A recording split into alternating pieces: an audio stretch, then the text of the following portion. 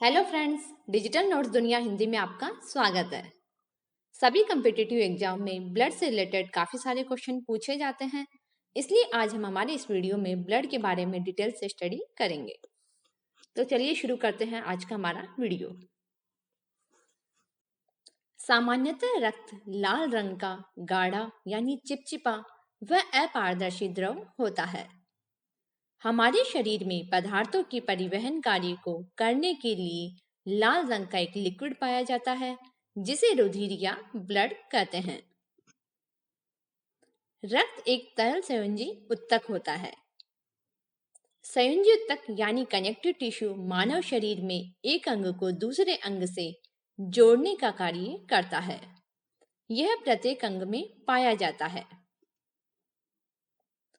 मानव शरीर में रक्त की मात्रा शरीर के भार का 7 से 8% होती है। एक वयस्क मनुष्य में औसतन 5 से 6 लीटर रक्त होता है।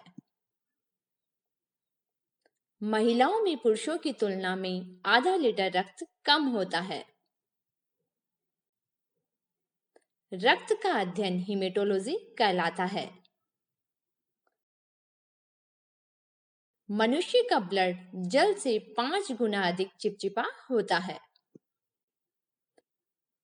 ब्लड में लौह यानी आयरन धातु पाई जाती है। रक्त एक क्षारीय विलयन है जिसकी पीएच का मान 7.4 होता है। अब हम बात करते हैं कि पीएच क्या होता है। पीएच एक ऐसा पैमाना होता है जिसकी सहायता से किसी पदार्थ की अम्लीयता, क्षारीयता तथा उदासीनता का निर्धारण किया जाता है। यदि पीएच का मान 7 होता है तो वह उदासीन होता है। यदि पीएच का मान 7 से ज्यादा है तो वह क्षारीय होता है और यदि पीएच का मान 7 से कम होता है तो वह अम्लीय होता है। रक्त की पीएच इसलिए क्षारीय होती है क्योंकि रक्त की पीएच का मान 7 से ज्यादा होता है, जो कि 7.4 होता है। अब हम बात करते हैं कंपोजिशन ऑफ ब्लड की, यानी रक्त के संगठन की। रक्त मुख्यतः दो भागों से मिलकर बना होता है। पहला है प्लाज्मा और दूसरा है रक्त कणिका यानी ब्लड सेल्स। रक्त का 55 से 60% भाग प्लाज्मा बनाती है, जबकि 40 से 45% भाग रक्त कणिकाएं बनाती है। प्लाज्मा का 10% भाग कार्बनिक व अकार्बनिक पदार्थों से मिलकर बना होता है, जबकि 90% भाग जल से मिलकर बना होता है। उसी प्रकार रक्त कणिकाओं का 0.9% भाग WBC एंड प्लेटलेट से मिलकर बना होता है, जबकि 99.1% भाग RBC से मिलकर बना होता है। अब हम बात करते हैं प्लाज्मा की। प्लाज्मा एक हल्का पीला, साफ, चिपचिपा तथा पारदर्शी तरल पदार्थ होता है। रक्त का लगभग 55 से 60% भाग प्लाज्मा होता है। इसमें 90% जल पाया जाता है, जबकि 10% कार्बनिक व अकार्बनिक ठोस पदार्थ पाए जाते हैं। अकार्बनिक क्षारीय लवणों के कारण रुधिर प्लाज्मा की प्रकृति क्षारीय होती है। रक्त में प्रोटीन, ग्लूकोज, वसा अम्ल, हार्मोन आदि कार्बनिक पदार्थ पाए जाते हैं। शरीर में संक्रमण की अवस्था में होने के कारण ग्लूकोज, अमीनो एसिड तथा लिपिड भी प्लाज्मा में पाए जाते हैं। फाइब्रिनोजन, ग्लोबुलिन तथा एल्बुमिन प्लाज्मा में उपस्थित मुख्य प्रोटीन होती है। प्लाज्मा में पाई जाने वाली प्रोटीन की मात्रा 6 से 8% तक होती है। फाइब्रिनोजन प्रोटीन की आवश्यकता रक्त थक्का यानी ब्लड क्लोटिंग बनाने या स्कंदन में होती है। ग्लोबुलिन प्रोटीन का उपयोग शरीर की प्रतिरक्षा तंत्र तथा एल्बुलिन प्रोटीन का उपयोग परासरणी संतुलन के लिए होता है। प्लाज्मा रक्त को तरल रूप में बनाए रखने का कार्य करता है। इसी कारण रक्त तरल संयोजी ऊतक यानी लिक्विड कनेक्टिव टिश्यू कहलाता है। जब प्लाज्मा में से फाइब्रिनोजन नामक प्रोटीन निकाल दी जाती है तो शेष प्लाज्मा सीरम कहलाता है। बिना थक्का या स्कंदन कारकों के प्लाज्मा को सीरम कहते हैं, यानी serum is equal to plasma minus clotting factors. अब हम बात करते हैं प्लाज्मा के कार्य की। प्लाज्मा मुख्यतः पचे हुए भोजन एवं हार्मोन का शरीर में संवहन करता है। अब हम बात करते हैं रक्त कणिकाओं के भाग की। ब्लड सेल्स मुख्यतः 3 भागों से मिलकर बनी होती है। पहला है आरबीसी, दूसरा है डब्ल्यूबीसी और तीसरा है प्लेटलेट्स। सबसे पहले हम बात करते हैं लाल रक्त कणिकाएं यानी रेड ब्लड सेल्स की। आरबीसी को इरिथ्रोसाइट भी कहते हैं। आरबीसी अन्य सभी कोशिकाओं से संख्या में अधिक होती है। एक स्वस्थ मनुष्य में आरबीसी की संख्या 5 से 5.5 मिलियन प्रति घन मिलीमीटर होती है। आरबीसी की संख्या पुरुषों में 5.5 इंटू 10⁶ प्रति घन मिलीमीटर व महिलाओं में 5.2 इंटू 10⁶ प्रति घन मिलीमीटर होती है। अधिकतर स्तनधारियों की लाल रुधिर कणिकाओं में केंद्रक नहीं मिलता है तथा इनकी आकृति उभयावतन यानी बाइकॉन्केव होती है। इसका अपवाद ऊंट व लामा है जिनमें केंद्रक होता है। आरबीसी का निर्माण अस्थि मज्जा यानी बोन मैरो में होता है। इसका जीवन काल लगभग 120 दिन का होता है। आरबीसी की मृत्यु यकृत और प्लीहा यानी लीवर और स्प्लीन में होती है।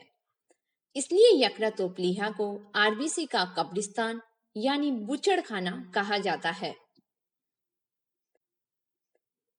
प्लीहा यानी स्प्लीन आरबीसी का संग्रहण करती है, इसलिए प्लीहा को आरबीसी का ब्लड बैंक कहते हैं।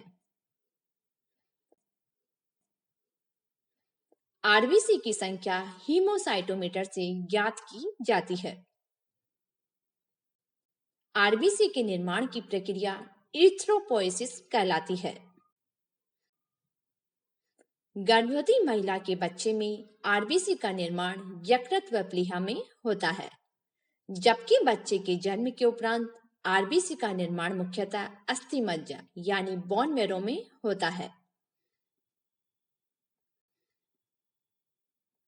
आरबीसी का मुख्य कार्य है शरीर की हर कोशिका में ऑक्सीजन पहुंचाना एवं कार्बन डाइऑक्साइड को वापस लाना।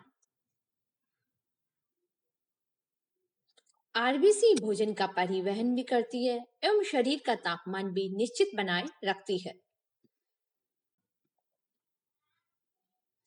आरबीसी में हीमोग्लोबिन नामक श्वसन वर्णक यानी क्रोमोप्रोटीन पाया जाता है।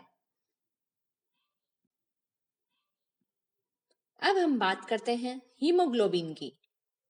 रक्त का लाल रंग इसी वर्णक यानी पिगमेंट के कारण होता है। हीमोग्लोबिन में पाया जाने वाला आयरन कंपाउंड हिमेटिन है। हीमोग्लोबिन का एक अणु ऑक्सीजन के 4 अणु से क्रिया करके ऑक्सीहीमोग्लोबिन बनाता है। अतः रक्त में ऑक्सीजन का परिवहन हीमोग्लोबिन द्वारा इसी रूप में होता है। हीमोग्लोबिनोमीटर नामक उपकरण द्वारा हीमोग्लोबिन की मात्रा ज्ञात की जाती है। हीमोग्लोबिन की मात्रा कम होने पर रक्त क्षीणता यानी एनीमिया रोग हो जाता है। मानव के शरीर में पाए जाने वाली हीमोग्लोबिन की मात्रा निम्न प्रकार से होती है। नवजात शिशु में 14 से 19 ग्राम, बच्चों में 12 से 14 ग्राम, पुरुषों में 14 से 17 ग्राम एवं महिलाओं में 13 से 15 ग्राम होती है। इस तरह हम कह सकते हैं कि एक स्वस्थ मनुष्य में प्रति 100 मिलीलीटर रक्त में लगभग 12 से 16 ग्राम हीमोग्लोबिन पाया जाता है। अब हम बात करते हैं WBC यानी व्हाइट ब्लड सेल्स की। श्वेत रक्त कणिकाओं यानी WBC को ल्यूकोसाइट भी कहते हैं। ल्यूकोसाइट को हीमोग्लोबिन वर्णक के अभाव के कारण तथा रंगहीन होने से श्वेत रक्त कणिकाएं भी कहते हैं। इसमें केंद्रक पाया जाता है और ये अमीबा के समान अनियमित आकार की होती है। इनकी संख्या मनुष्य के शरीर में 6000 से 8000 प्रति घन मिलीमीटर होती है। WBC का निर्माण अस्थि मज्जा, लिम्फ नोड और कभी-कभी यकृत व प्लीहा में भी होता है। इनका औसतन जीवन काल 8 से 12 दिन का होता है। WBC की मृत्यु रक्त यानी ब्लड में होती है। WBC संख्या में RBC से कम होती है। इनका अनुपात 1:600 होता है। WBC आकार में RBC से बड़ी होती है। WBC प्रतिरक्षा तंत्र में सुरक्षा की प्रथम पंक्ति के रूप में कार्य करती है। अतः WBC शरीर की सैनिक भी कहलाती है। अब हम बात करते हैं ल्यूकेमिया यानी ब्लड कैंसर क्या होता है। ब्लड में यानी रक्त में WBC की संख्या का अनियमित रूप से बढ़ना ल्यूकेमिया कहलाता है। अब हम बात करते हैं ल्यूकोपेनिया क्या होता है। ब्लड में WBC की संख्या का सामान्य रूप से कम होना ल्यूकोपेनिया कहलाता है। HIV संक्रमण व टाइफाइड रोग में WBC की संख्या घट जाती है। WBC को दो मुख्य श्रेणियों में बांटा गया है। पहला है कणिकाणु यानी ग्रेन्युलोसाइट और दूसरा है अकण कोशिका यानी अग्रेन्युलोसाइट। कणिकाणु यानी ग्रेन्युलोसाइट तीन प्रकार की होती है। पहली है न्यूट्रोफिल, दूसरा है इओसिनोफिल और तीसरा है बेसोफिल। दूसरा है अकण कोशिका यानी अग्रेन्युलोसाइट भी दो प्रकार की होती है। पहला है मोनोसाइट और दूसरा है लिम्फोसाइट। श्वेत रक्त कणिकाओं यानी WBC में न्यूट्रोफिल संख्या में सबसे अधिक लगभग 60 से 65% तथा बेसोफिल संख्या में सबसे कम लगभग 0.5 से 1% होती है। न्यूट्रोफिल तथा मोनोसाइट भक्षण कोशिका होती है जो अंदर प्रवेश करने वाले बाह्य जीवों को समाप्त करती है। बेसोफिल हिस्टामिन, सीरोटोनिन, हिपेरिन आदि का स्त्राव करती है तथा शोधकारी क्रियाओं में सम्मिलित होती है। इओसिनोफिल संक्रमण से बचाव करती है तथा एलर्जी प्रतिक्रिया में सम्मिलित रहती है। लिम्फोसाइट मुख्यतः दो प्रकार की होती है, लिम्फोसाइट बी व लिम्फोसाइट टी। बी और टी दोनों प्रकार की लिम्फोसाइट शरीर की प्रतिरक्षा के लिए उत्तरदायी है। अब हम बात करते हैं WBC के कार्य की। WBC प्रतिरक्षा का कार्य करती है, शरीर को संक्रमित करने वाले रोगाणु या परजीवी को नष्ट कर शरीर को स्वस्थ बनाए रखती है। शरीर में टूटी हुई रक्त कोशिकाओं का भक्षण कर रक्त की सफाई करती है। अब हम बात करते हैं प्लेटलेट्स यानी रक्त बिंबाणु की। पट्टिकाणु यानी प्लेटलेट्स को थ्रोम्बोसाइट भी कहते हैं। ये मेगाकैरियोसाइट यानी अस्थि मज्जा की विशेष कोशिका के टुकड़ों में विखंडन से बनती है। रक्त में इनकी संख्या 1.5 से 3.5 लाख प्रति घन मिलीमीटर होती है। ये आकार में छोटी, केंद्रक विहीन व अनियमित होती है। इसका जीवन काल 4 से 5 दिन का होता है। इसकी मृत्यु प्लीहा यानी स्प्लीन में होती है।